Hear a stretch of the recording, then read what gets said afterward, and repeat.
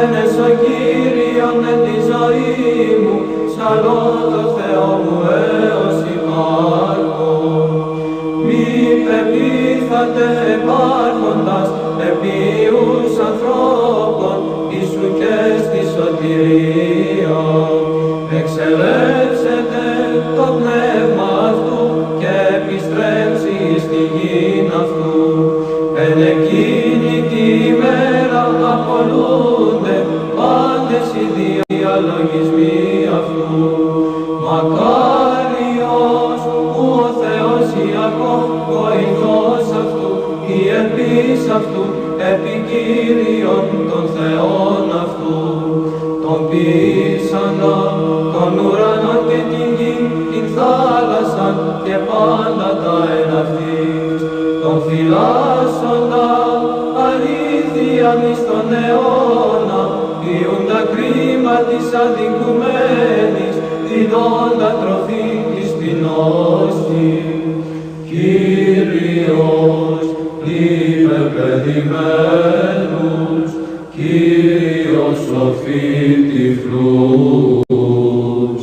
Κύριος ανορθεί κατεραγμένους, Κύριος αγαπά δικαίους, Κύριος φυλάσσει τους προσιλήτους. Ορφανών και χείραν αναλείψετε και οδόν αμαρτωλών αφανεί.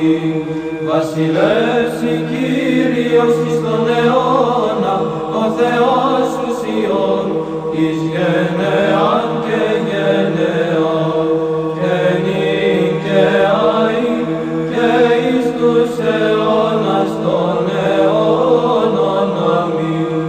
Ο μονογενής Υιός και Λόγος του Θεού, αθάνατος υπάρχων, και καταδεξάμενος δια την ημετέραν σωτηρίαν, σαρκωθείτε εκ της Αγίας Θεοτόκου και αη Παρθένου Μαρίας, ατρέπτος εν ανθρωπίσας, σταυρωθήστε Χριστέ ο Θεός,